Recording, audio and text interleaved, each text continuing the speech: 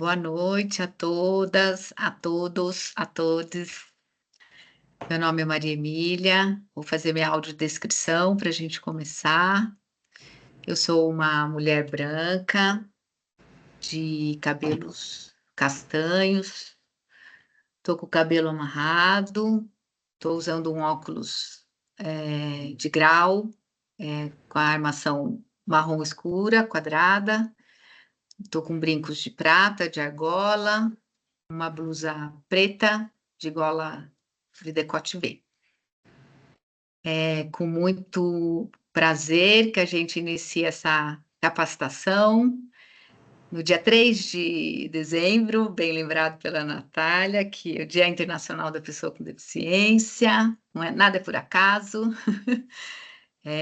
Primeiro de tudo, eu preciso dar alguns recados para vocês, né? Essa capacitação é gravada. Então, por isso que e vai ficar no YouTube depois. A gente, depois de uns 2 dias, 3 dias no máximo, já está no YouTube e vocês podem acessar lá na página da Fundação Síndrome de Down. É importante que as câmeras fiquem fechadas, justamente por isso, né?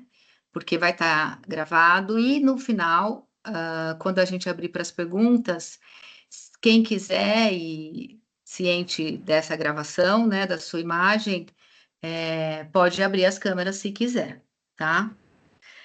Também é importante os microfones ficarem fechados para não atrapalhar, né? Porque às vezes a gente esquece e fica muito ruído. Então, se acontecer isso, também tem como eu resolver por aqui. Vocês fiquem tranquilos. Tem uma lista de presença que é muito importante que vocês assinem, que o Wagner vai estar colocando no chat de tempos em tempos, então não deixem de assinar, tá? Então, apresentando a professora Natália Meneghini, né?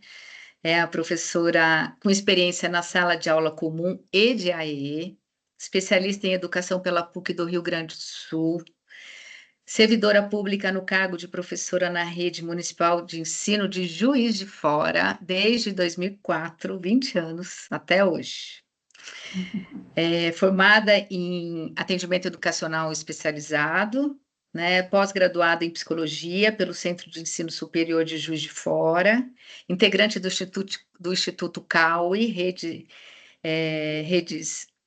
de inclusão, e coordena grupos de estudos, né, no qual eu faço parte e recomendo para todos, né? E vamos ter uma conversa, uma reflexão super importante, atual, num tema que ela trouxe bem importante, bonito e profundo, que é desviar do hospitalar e mirar na escola hospitaleira. Bem-vinda, Natália, com muita alegria, honra, e a gente te recebe e inicia essa última capacitação do ano, e é a terceira, né, que fecha o ciclo das capacitações sobre educação especial. A gente já teve com a Mantuan, com a professora Mantuan sobre perspectivas inclusivas, com o Eduardo Lanucci sobre o currículo adaptado, um questionamento que ele fez, né, se currículo adaptado é inclusivo mesmo. E hoje com você para fechar com chave de ouro, a voz é toda sua. Muito obrigada, Maria Emília. Quero agradecer a você em seu nome, toda a Fundação, pelo convite, né, para essa conversa hoje. Vou começar fazendo minha autodescrição. Eu sou uma mulher branca, de cabelos castanhos abaixo dos ombros, lisos, uso óculos de correção com o aro escuro. Estou usando uma blusa branca, um brinco de bolas coloridas e atrás de mim tem uma estante de livros. Como a Maria Emília disse, eu sou professora da rede pública na educação básica, tenho uma experiência da educação infantil até a EJA, mas já há algum tempo concentrada nos anos iniciais e no serviço do AE, do Atendimento Educacional Especializado, né? Tenho essa experiência na escola pública de 20 anos, que tem sido um percurso que eu tive a sorte de, desde o início, encontrar pessoas que me introduziram na perspectiva inclusiva Então, eu trabalho nessa perspectiva e tenho me formado e desformado nessa perspectiva ao longo desses anos, né? Por isso, mais recentemente também, a gente vai agora completar 2 anos de percurso dos grupos de estudos em educação inclusiva, onde a gente aborda os estudos da deficiência e não os estudos das deficiências, né? Trabalhamos a partir do modelo social de compreensão da deficiência e a partir do que está na nossa política, na nossa PNP. Estou dizendo isso para contextualizar, né? Onde meus pés pisam, para saber de onde a minha boca fala, né? De onde é esse território, né? Que eu falo, apoiada na minha experiência, mas desse lugar de professora, que é um ofício que eu tenho muita alegria com ele, acho um ofício muito difícil, muito exigente, mas no qual a gente recolhe muita alegria, né?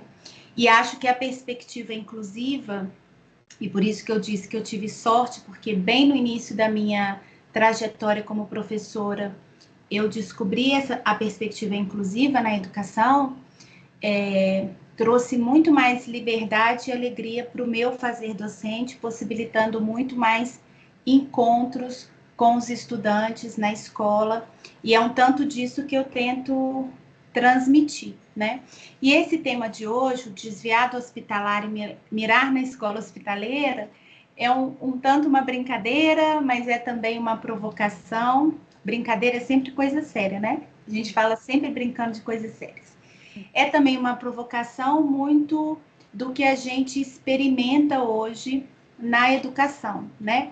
Uma grande incisiva clínica, uma grande incisiva protocolar, uma grande incisiva empresarial, coisas que às vezes vão chegando e tentando invadir a escola, né?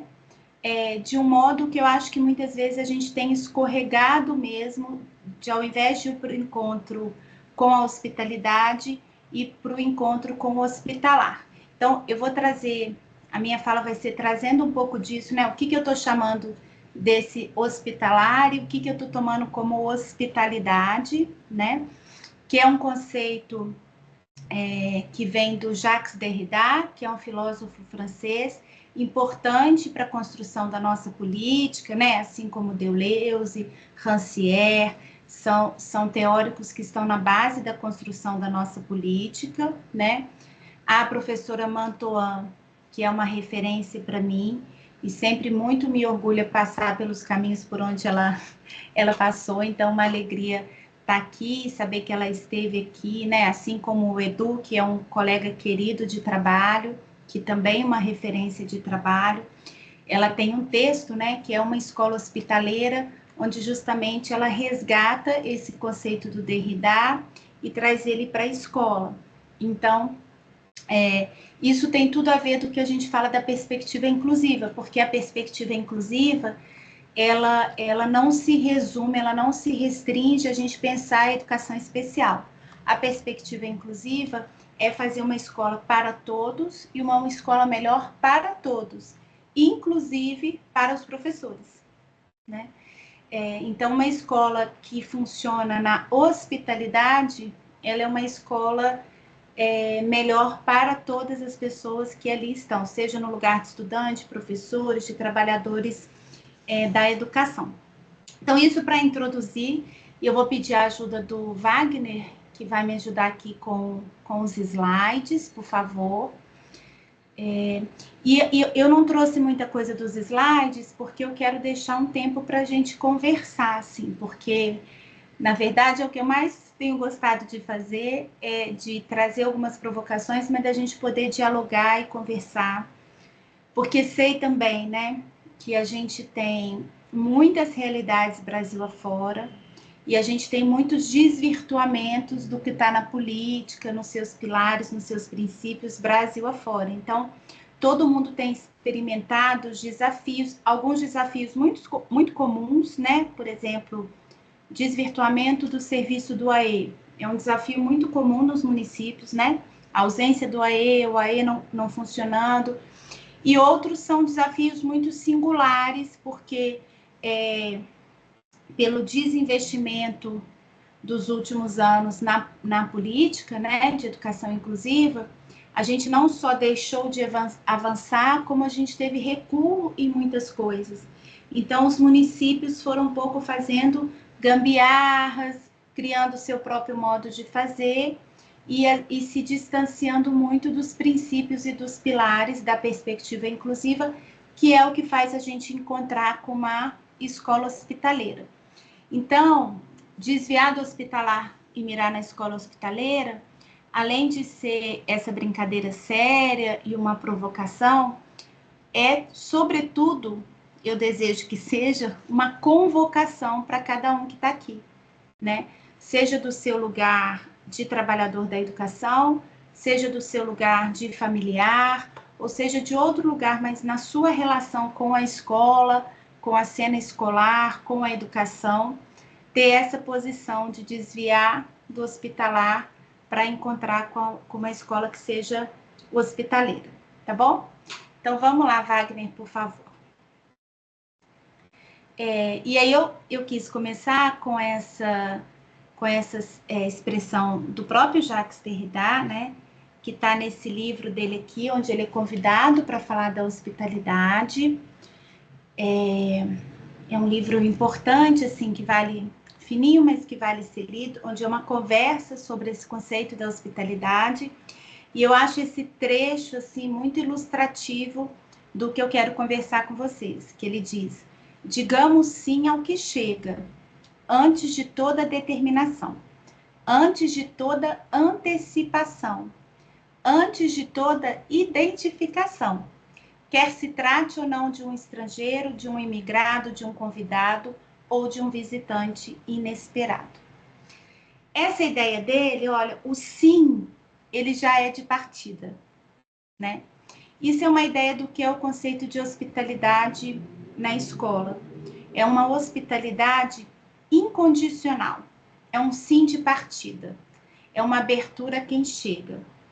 Independente da sua condição, da sua especificidade, da sua identidade, se ele é esperado ou inesperado, se ele é tomado como um semelhante ou como um estrangeiro.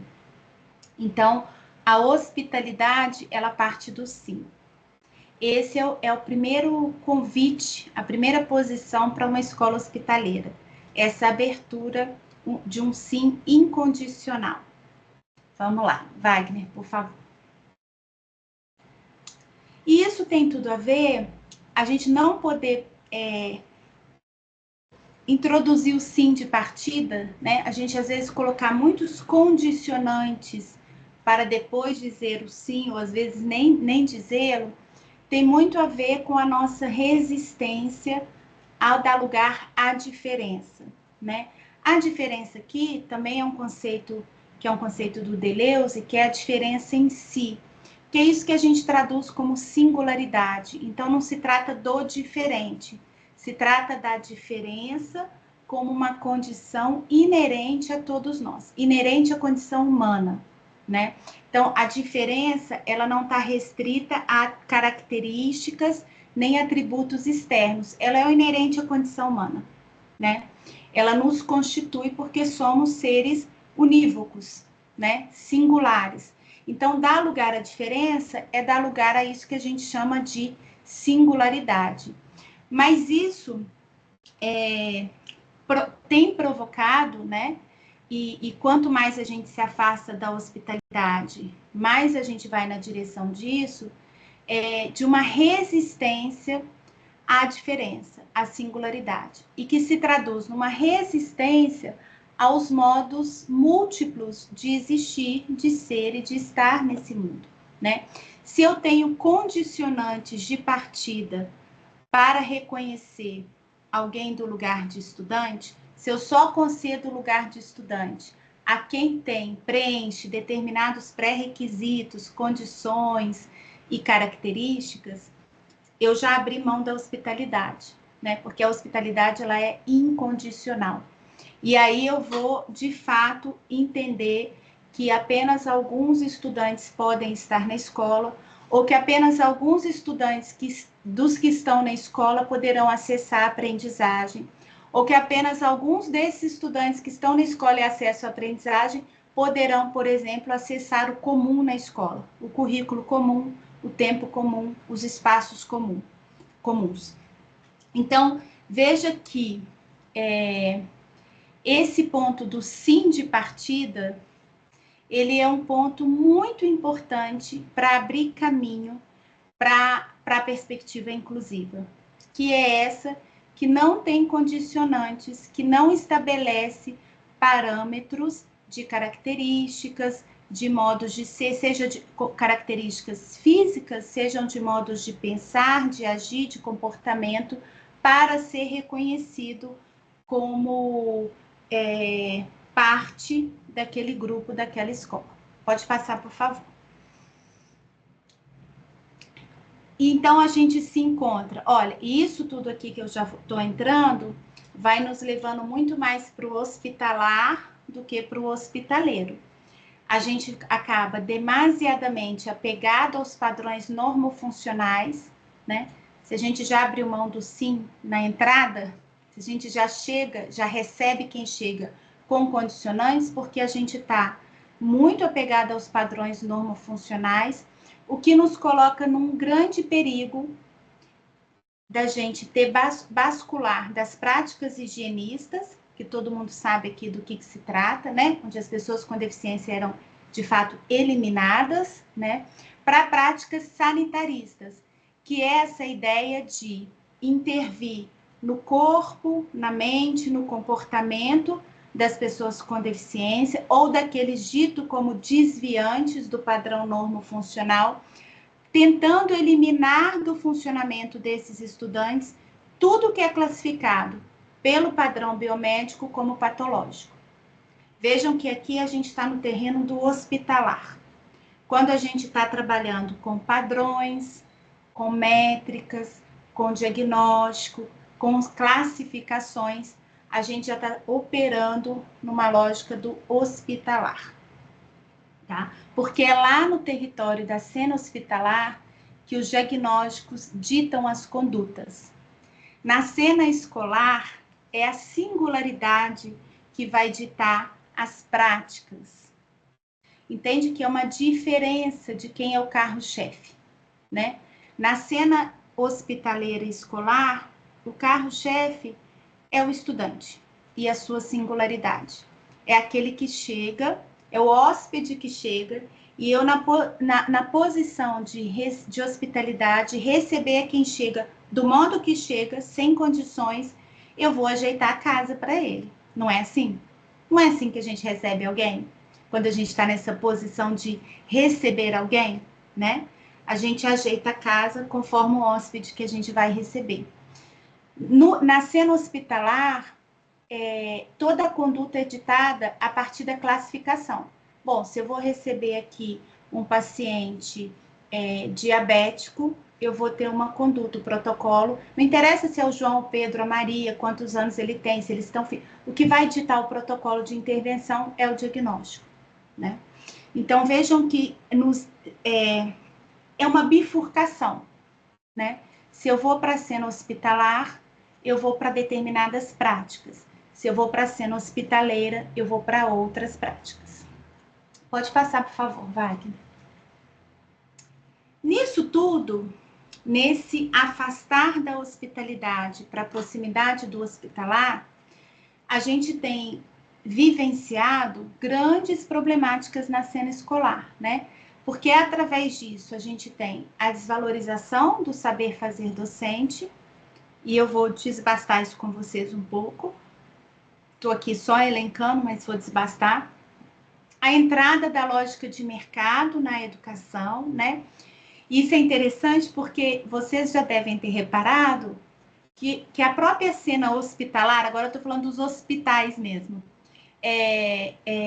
tem virado algo mais próximo de um funcionamento empresarial, né? Não são mais... A gente antes casas de saúde, né? Agora a gente tem verdadeiros empreendimentos, né? muitos até tentando se aproximar um pouco mais da hotelaria, né? Talvez buscando um pouco mais de hospitalidade. E a escola tem ido na contramão, tem abandonado a hospitalidade para ir do lado na direção do hospitalar. Mas veja como que essa lógica de mercado, por óbvio, num contexto de uma sociedade neoliberal, que é o que a gente está, ela vai invadindo todos os espaços e instituições, né? A medicalização das infâncias, que decorre desse modo de patologizar a vida, né? Onde as características, toda a diferença tem sido diagnosticada, no sentido de patologizada, né? Tudo que desvia de um determinado padrão biomédico tem sido marcado e demarcado como patológico. E a partir dessa demarcação, o que a gente tem visto é a medicalização das infâncias. E aqui entendam que medicalização não se restringe ao uso de psicofármacos. Inclui também, né? Embora em algumas situações a medicação é um apoio, não se trata dessa crítica. A medicalização das infâncias tem a ver com tudo que é muito próprio da infância, inclusive os próprios impasses da infância, serem alvos de uma grande intervenção, às vezes medicamentosa no sentido do uso mesmo de substâncias, mas às vezes num excesso de intervenções clínicas, por exemplo, né? Que eu acho que todo mundo aqui tem presenciado isso. Crianças com agendas clínicas extensas, né? Com muitas intervenções. E qualquer mínimo impasse da infância rapidamente é rotulado como patológico, e atrás disso vem uma prescrição clínica, às vezes medicamentosa, às vezes de exames, enfim. Aquilo que é próprio, às vezes, da vivência de uma infância e de uma adolescência, já é capturado por uma lógica de anormalidade, de patologia e de doença. E, por fim, essa tentativa, acho que diuturna, de perverter o estudante impaciente. O que eu quero dizer com isso? Que é dentro do espaço escolar, da cena escolar, ideias incisivas que querem que, dentro dessa cena escolar, que a gente passe a operar condutas clínicas, manejos clínicos, protocolos clínicos. Então, você já vai fazendo de um modo que você deixa de oferecer um lugar de estudante e acaba oferecendo um lugar de paciente ali na escola, né? Não à toa tem uma ideia por aí de clínicas escolas, de escolas clínicas, né? Essa junção que não é nova, né? Se a gente pegar a história da própria psiquiatria infantil e tudo isso, a gente vai ver que isso é uma ideia bem antiga, né? Tem hospitais psiquiátricos no Rio de Janeiro que foram transformados em escolas, e a gente tem todo um histórico disso, dessa proximidade, né? Do escolar com o hospitalar. Então, isso não é propriamente uma novidade, mas o modo que isso se realiza e o modo que isso assedia a escola hoje é diferente e às vezes é muito mais sofisticado, porque vem revestido de um discurso cientificista, né? E que é muito perigoso, porque é um discurso que não reconhece qualquer outro saber, né? É uma ciência que se apresenta de um modo maciço, o que já coloca de partida uma questão, porque a ciência ela é o território da não certeza, né? A ciência trabalha com a dúvida. O que trabalha com a certeza são dogmas. Pode passar, por favor, Wagner.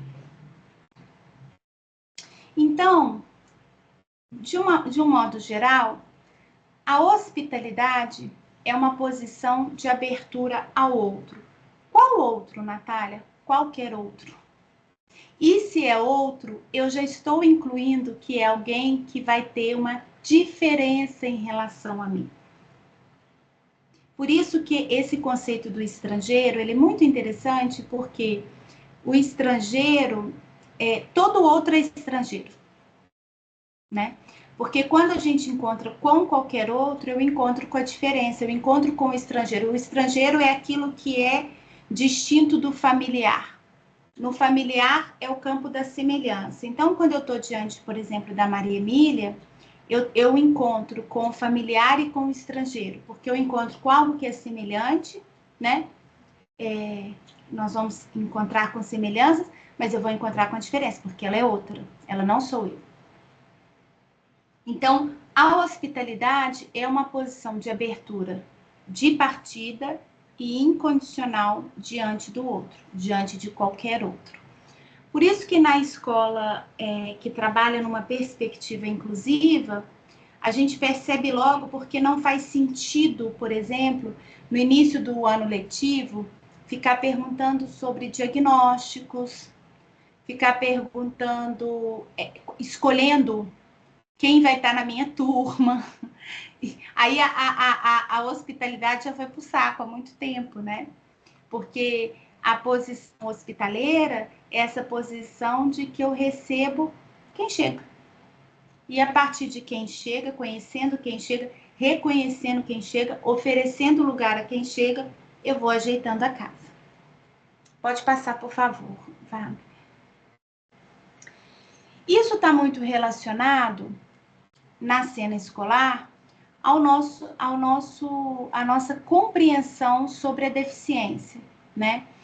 Quanto mais centrado e filiada a nossa concepção sobre a deficiência, a nossa compreensão sobre a deficiência está no modelo médico, mais a gente vai funcionar a partir disso que eu estou chamando do hospitalar.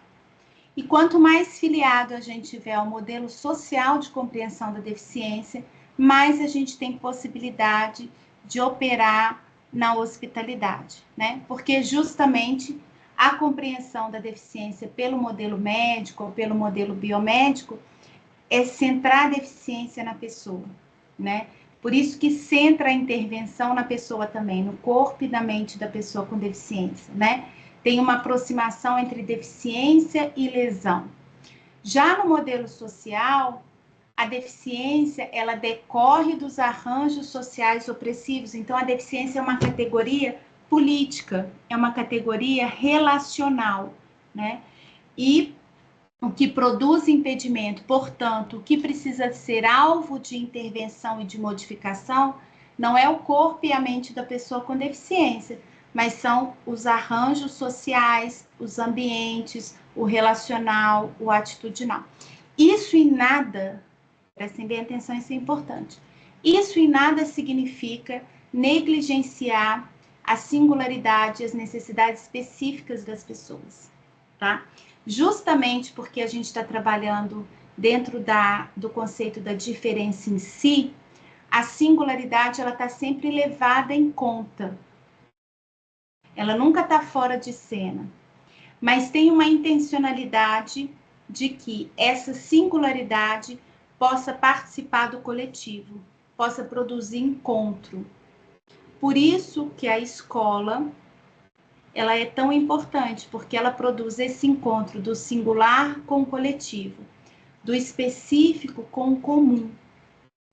E por isso que ela é uma introdução ao público, né? Por isso que a gente vai tão cedo para a escola experimentar uma outra cena que é distinta da cena familiar, onde justamente eu vou encontrar com funcionamentos estrangeiros, com outros modos de se comportar no mundo, de se relacionar no mundo, de estar no mundo, de precisar negociar, de precisar encontrar modos de sustentar aquilo que é a sua característica, a sua singularidade, mas também de experimentar ceder em algo para estar com os outros. Então, a experiência de uma cena escolar, ela contempla tanto isso que é o da singularidade, mas sem deixar de lado a possibilidade do encontro com o coletivo, né? Por isso que não faz sentido numa escola que funcione na perspectiva inclusiva que alguns estudantes estejam isolados, não participando do processo. Por isso que existem serviços pensados, né, como do profissional de apoio, serviço do AE, para atender às necessidades específicas, atender às condições e características e as necessidades de apoio de recursos específicos para possibilitar o encontro. Pode passar, por favor, Wagner. E como estava no slide anterior, a nossa política de educação inclusiva, assim como todas as políticas públicas do Estado brasileiro, já que isso está como emenda constitucional, pautada no modelo social de compreensão da deficiência. No entanto, à revelia disso, o que a gente tem visto é uma constante ameaça, um constante assédio, né, desse modelo médico de compreensão da deficiência na escola, pautando as nossas concepções de infância, de escolarização, de saúde, de aprendizagem e das próprias relações na cena educativa, né? Aquilo que na escola, vou dar um exemplo disso, comportamento, né? A questão do comportamento hoje é muito alvo do modelo clínico, né? Da tentativa de uma abordagem clínica do comportamento dentro da cena escolar, ignorando que a escola, no seu mandato pedagógico e educativo, ela lida sim com o comportamento, mas ela aborda isso desse lugar relacional, processual, intrincado na aprendizagem, porque não são coisas diferentes, o intelectual do afetivo, aprendizagem de comportamento. Então, aborda tudo isso de um modo muito próprio, que é do seu lugar, do seu mandato pedagógico e educativo. Por isso que não faz sentido protocolos de manejo clínico para abordar o comportamento na escola. A escola pode fazer isso com as suas próprias ferramentas, né? Assim como não faz sentido as ferramentas da escola lá no outro campo, né? Então, são modos de cuidado e de intervenções diferentes. Não tem a ver com um ser melhor ou pior que o outro, mais importante que o outro. São modos de cuidados diferentes, igualmente importantes para o processo, né? Da trajetória de uma criança, de um adolescente, enfim, de um estudante na escola. Pode passar, por favor, vai. Então, nessa toada, nessa esteira do modelo social de compreensão da deficiência, da posição da hospitalidade, a gente vai entendendo que é justamente esse modelo que deve guiar as práticas pedagógicas e educativas na escola. Não é, por exemplo, o diagnóstico clínico. Por isso que na perspectiva inclusiva, que é a da escola hospitaleira, não faz sentido eu selecionar recursos a partir do diagnóstico. Eu selecionar currículo a partir do diagnóstico. Porque, veja, na escola hospitaleira, na perspectiva inclusiva, não é o diagnóstico que eu recebo o estudante, eu recebo o Pedro, o João, com as suas características, com aquilo que é semelhante, com aquilo que é estrangeiro. E eu ajeito a casa para atender a isso, né? O ajeito a casa, eu estou aqui dizendo, é dessa figura do eu organizo, né, a escola, a sala de aula, com recursos, com estratégias pedagógicas diversificadas, a partir de quem são esses hóspedes que eu estou lá como anfitriã, né, na posição de professor, recebendo e acolhendo. Pode passar, por favor. Então, vejam bem o que eu disse, uma diferença importante. Enquanto no hospitalar é o diagnóstico que vai ditar a conduta e as intervenções serão no corpo e na mente dessas pessoas, no modelo social, como as barreiras não estão no corpo e na mente da pessoa com deficiência, onde eu vou intervir também não é no corpo e na mente da pessoa com deficiência, é promovendo acesso, eliminando barreiras. O que eu chamo de barreira aqui é o que a LBI chama de barreira. É tudo que faz obstáculo, que cria óbice para que a pessoa com deficiência possa usufruir daquilo que é o comum, né? Então, tudo aquilo que cria óbice para acessar a escola, seja no aspecto físico, seja na questão da comunicação, seja na questão atitudinal, tudo aquilo que impede a participação, por exemplo, a participação no currículo comum, tudo isso é barreira, e é isso que tem que ser alvo de intervenção. Por isso que a perspectiva inclusiva e o seu serviço, como por exemplo o serviço do AE, não se detém em ficar fazendo reabilitação, nem treino, nem reforço. Ele se ocupa de eliminar barreiras, implementando recursos e estratégias. Pode passar, por favor. Esses dois serviços que entram nessa escola na perspectiva inclusiva, para colaborar com a hospitalidade, justamente levando em conta que pessoas diferentes têm necessidades e condições diferentes, e necessidades e condições diferentes de apoio, de suporte, que são pensados serviços da educação especial, sobretudo esses dois aí, né? O AE, que contempla a dimensão da acessibilidade para a aprendizagem, e o profissional de apoio, que contempla a dimensão do cuidado.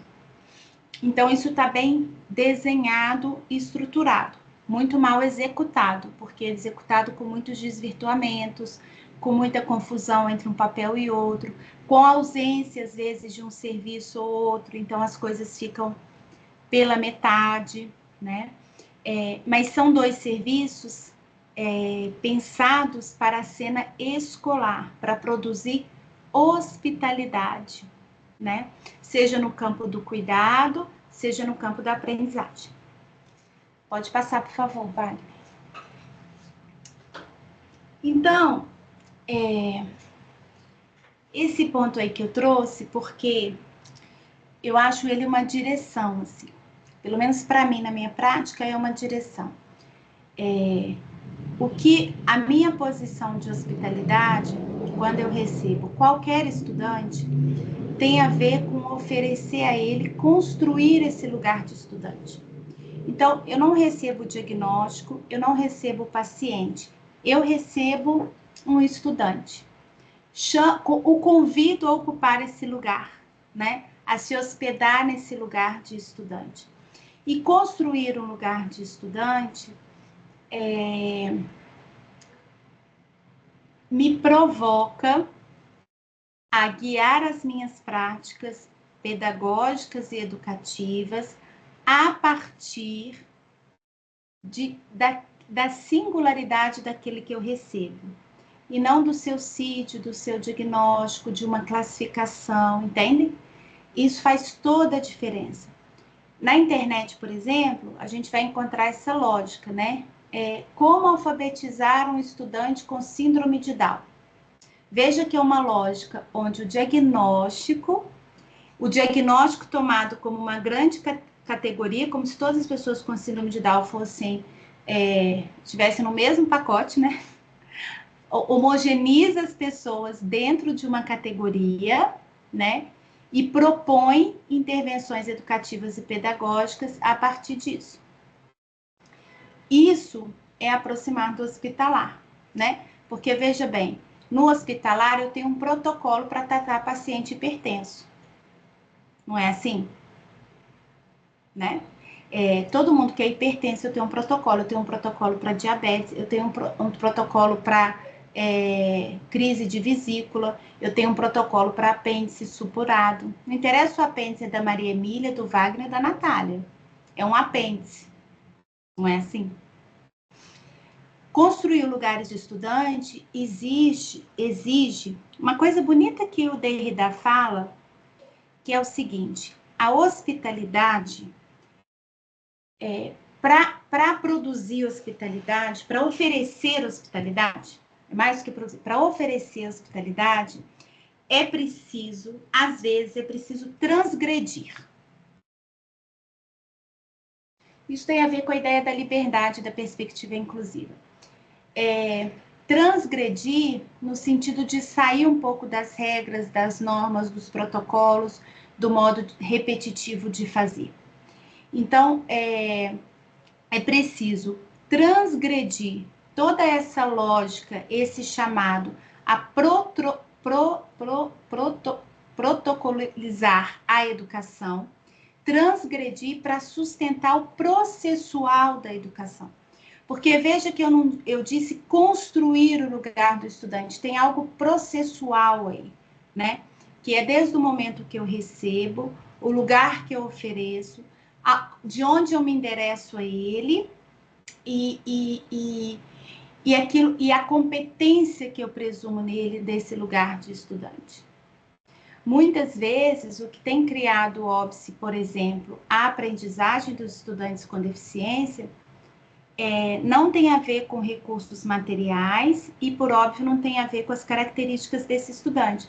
Muitas vezes, o que dita isso de partida é o presumir incompetência no estudante com deficiência de partida, né?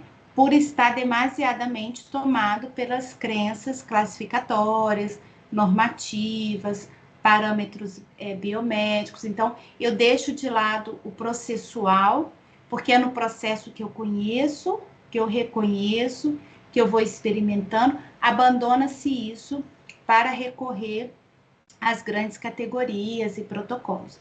Então, eu deixo de construir o lugar de estudante, né?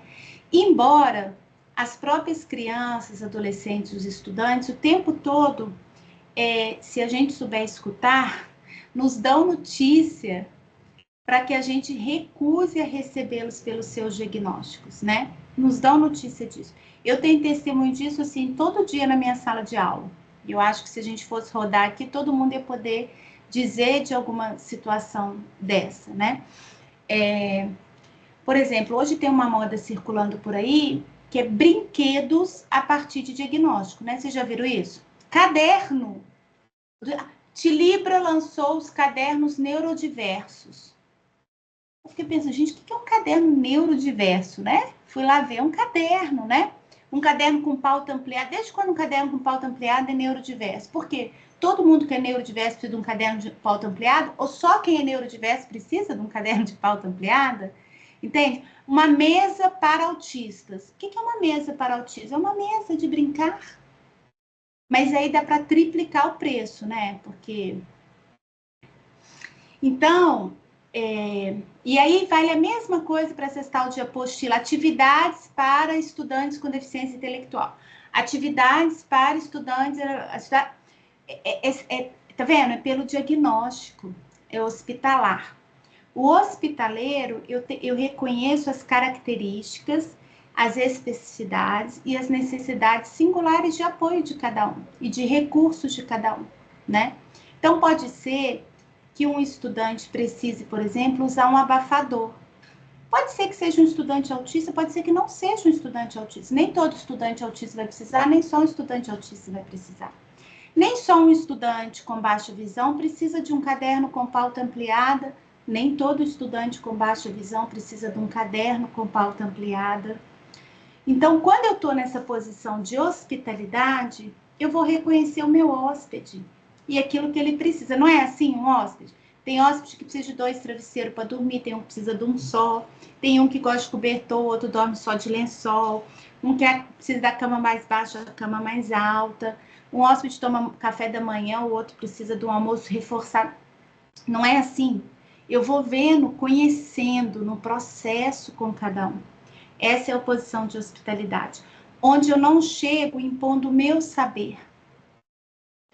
Aliás, eu recebo numa posição exatamente de não saber, né? Para construir junto esse caminho. Pode passar, por favor, Wagner.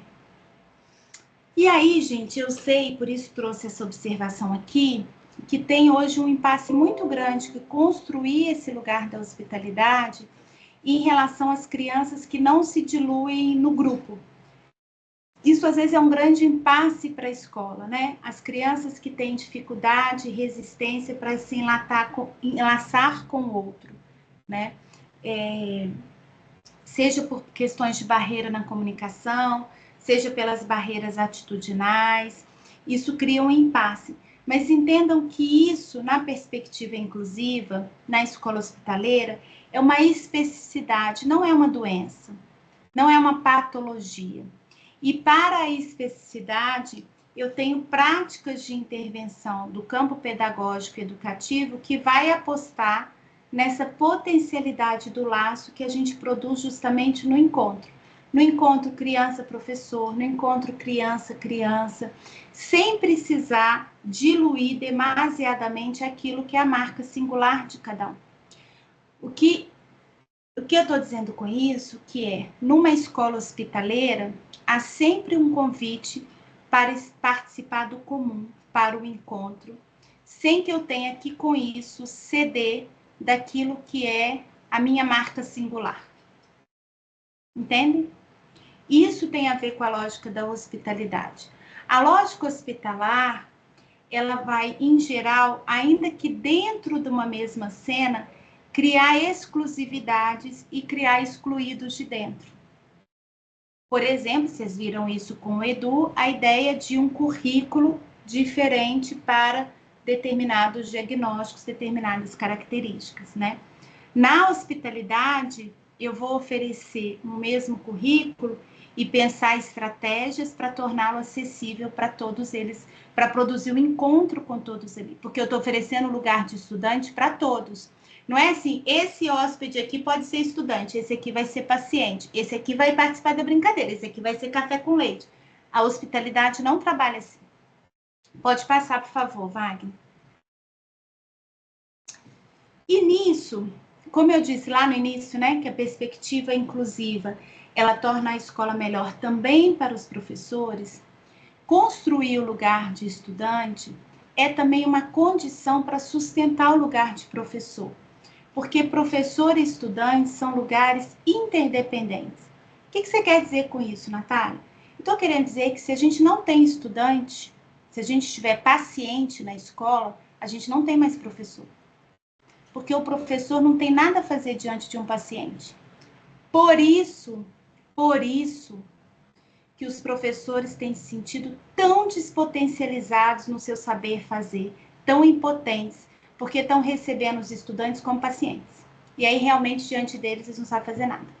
Quando os professores começam a receber diagnósticos, ao invés de receberem crianças, adolescentes e estudantes, eles vão se esvaziando do saber fazer.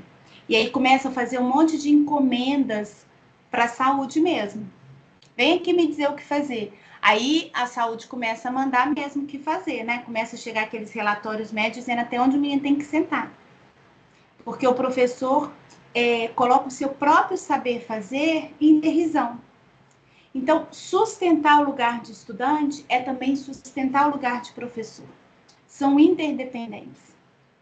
Pode passar, por favor. E nisso, uma outra coisa que quero chamar a atenção para a gente sustentar lugar de estudante, sustentar lugar de professor, sustentar a hospitalidade, é a gente recuperar a língua da escola. O que eu estou chamando de língua da escola? A língua do pedagógico e do educativo, né? Vou usar essa palavra para brincar, tá? Um diagnóstico disso é o que a gente anda escutando mesmo no vocabulário da escola. CID, na boca de professor. Ah, você tem um menino autista? Você tem um menino surdo? Não são chamados mais pelo nome, nem pelo nome de aluno, é chamado pelo diagnóstico, né? A ideia de protocolo, manejo, são vocabulário do campo clínico que estão muito presentes na escola, né? A ideia de aquilo que é próprio da língua da escola, processo, estudo, relacional, vai se perdendo, vai rareando do dia a dia. Isso é sinal que a gente está se perdendo dessas práticas também, né? Porque o que a gente diz revela as nossas concepções, revela onde que a gente está pisando, as nossas crenças, e são as crenças que dirigem as práticas. Então, recuperar a língua do pedagógico e do educativo é fundamental para sustentar o lugar de estudante, essa construção do lugar de estudante, e para sustentar hospitalidade e desviar do hospitalar. A gente precisa prestar atenção nisso, né? Eu presto muita atenção nisso no dia a dia, quando a gente está em reunião. Como é que os estudantes são descritos? São descritos na sua singularidade ou são descritos a partir da característica diagnóstica, né? Isso é importante, recuperar a língua da escola. Pode passar, por favor, Wagner. E nisso, gente, tem um efeito, né? Que é o efeito de recuperar, de retomar a alegria, a boniteza de ser professor e ser professora. Porque, olha só, a entrada dos protocolos na escola amarram o ato educativo, né? Quando os professores estão guiados por características, por categorias diagnósticas para ditar suas práticas pedagógicas, o professor fica despotencializado, fica desbotado e fica esvaziado do seu próprio desejo da sua função, né? Isso não produz alegria. Por isso também, não por acaso, a categoria, não só os estudantes estão muito medicalizados, como os professores também estão muito medicalizados, né? Se eu pegar uma reunião pedagógica e perguntar quem aqui está medicalizado, vocês vão ver que vai ter um ou dois que não vai levantar a mão, né? Isso tem a ver com uma desistência e com desbotamento, tanto do esvaziamento do saber fazer docente, que eu acabei de dizer, quanto dessas amarras dos protocolos e procedimentos, que tem mais a ver com a cena hospitalar, que quando vem para a cena escolar, tornam os professores como paramédicos, como meros executores de protocolos. E aí se perde da alegria, da boniteza, porque ser professor tem a ver com autoria, com liberdade, com imprevisibilidade, com criar, né? Com testemunhar o seu desejo por aquilo que você está fazendo. É isso que mobiliza desejo de saber nos estudantes. Então, tudo isso, sustentar uma escola hospitaleira, tem a ver também, como efeito disso, retomar essa alegria, esse colorido do próprio saber fazer docente. Pode passar, por favor. Então, o chamado aqui, e aí eu vou encerrando para a gente conversar um pouco, é a gente refletir sobre que práticas dessas que a gente vive, presencia e até somos autores, tem a ver com a cena hospitalar e o que tem a ver com a cena hospitaleira. A cena hospitalar, ela está afiliada ao protocolo, ao método, à asepsia, à esterilização, à primazia do diagnóstico para criar conduta. Sabe o campo cirúrgico? Como é que é o campo cirúrgico? Menos contato possível, né? Tudo é protocolizado, cada um faz uma coisa, menos contato possível. A cena hospitaleira é a cena da abertura, da incondicionalidade, do processual, do singular, do comum, do encontro, do contaminar-se com a outridade. Enquanto na cena hospitalar tem uma asepsia dos contatos, na cena hospitaleira a gente precisa se misturar com o outro, sabe? Encontrar com isso, com a outridade, contaminar-se com isso, com aquilo que é estrangeiro, com aquilo que é semelhante, com aquilo que é desencontro, com aquilo, e descobrir jeito de produzir encontro, sem que ninguém tenha que ceder daquilo que é a sua marca singular, mas que todo mundo tenha que ceder um pouco para estar no laço com o outro. Esse é um grande exercício na escola, né?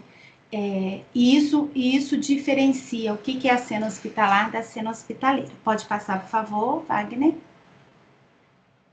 E aí eu vou terminar com algo que a Mantoan, né, que para mim, como eu disse, é uma referência, que jamais estará prescrita, ela é sempre atual, e ela diz exatamente no texto de uma escola hospitaleira: gozar da convivência escolar não pode, pois, continuar sendo um privilégio dos que preenchem os requisitos indispensáveis para estar conosco e os demais alunos nas turmas.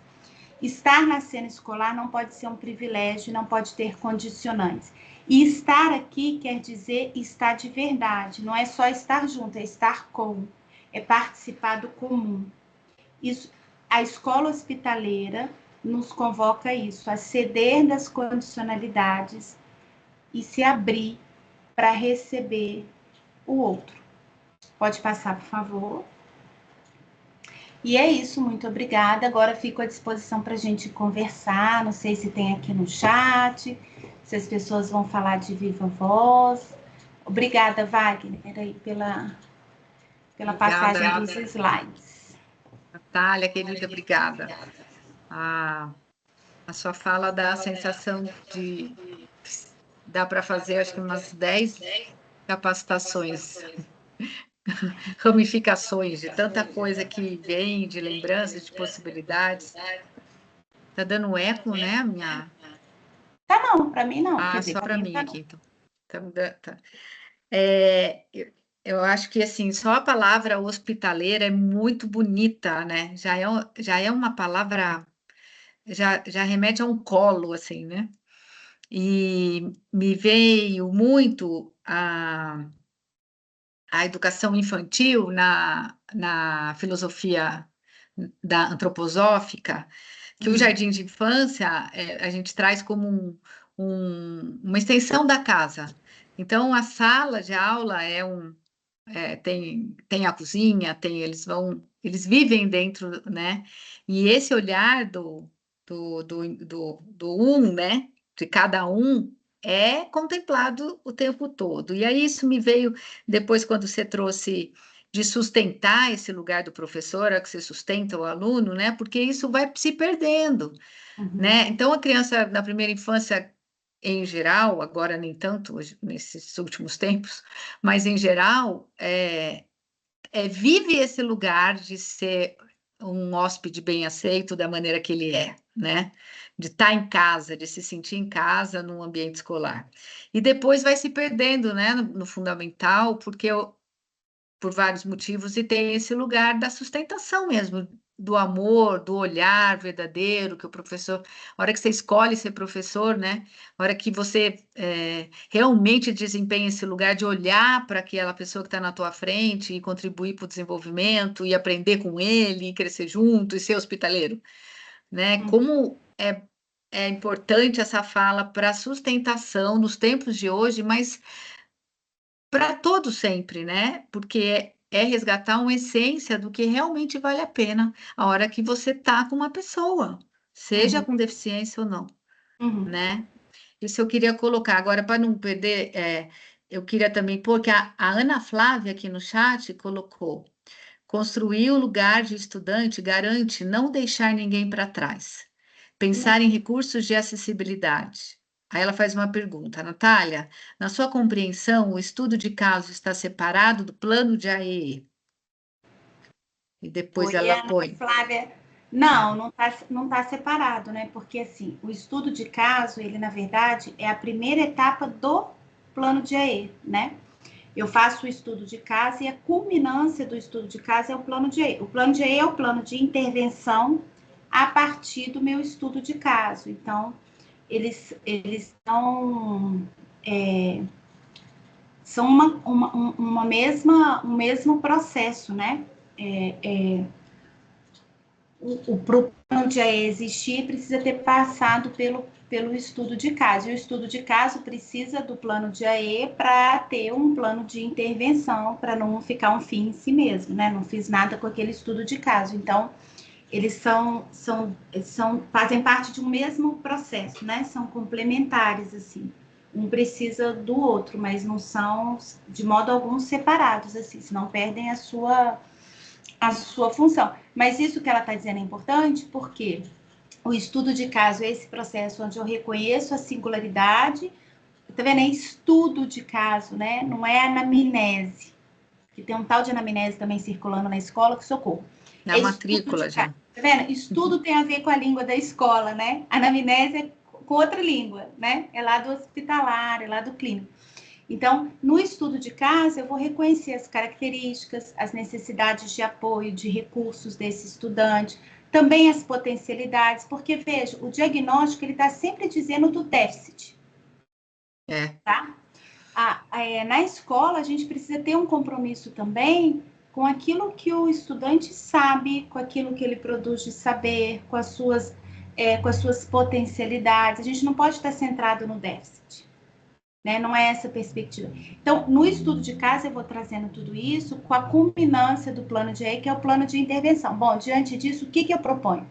não só de recursos, por exemplo, de tecnologia assistiva, mas de estratégias pedagógicas. Estratégias pedagógicas inclui didática na sala de aula, inclui estratégias diversificadas de ensino, inclui como é que eu vou abordar as questões relacionais, de comportamento. Isso tudo está lá no plano de AE.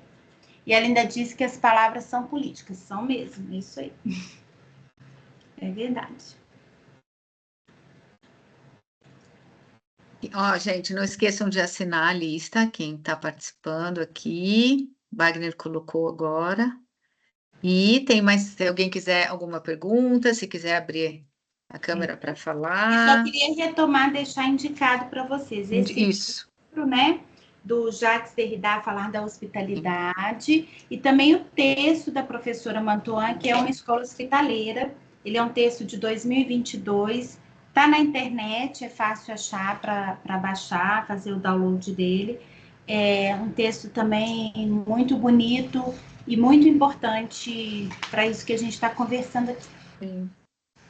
É bom, é bom, a gente pode deixar isso na descrição, lá na gravação, Ah, é, boa né? ideia.